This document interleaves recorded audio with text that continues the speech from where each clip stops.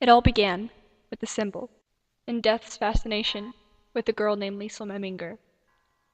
Death first saw her when she was on her way to Munich, Germany. Liesel and her brother were going to live in a new foster home, since their mother could no longer take care of them.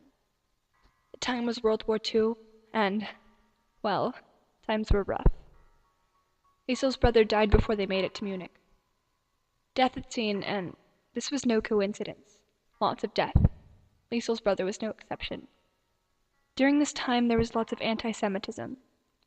This didn't affect Liesel too much, since the only Jew she knew at the time worked down the street. For Liesel's foster dad, Hans Huberman, this was a different story. He did anti-Semitism things. This act of obvious defiance was unheard of. How could this man be such a Jew lover? Outside Munich, war was ablaze. In an attempt to create a master race, hundreds of thousands of Europeans were slaughtered. Of the 9 million Jews alive at the start of World War II, 6 million died, and only 3 million remained.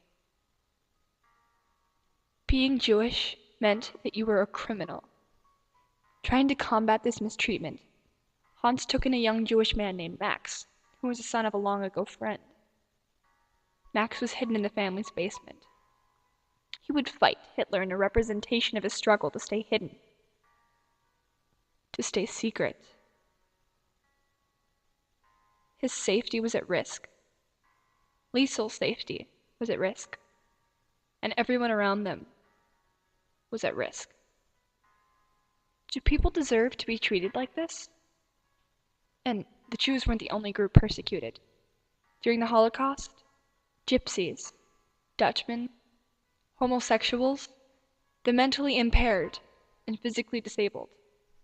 These people were locked away in concentration camps, marched through towns, shot, gassed, or were the victims of racism and violence, only because they were different, only because of a symbol. It all began and ended with a symbol.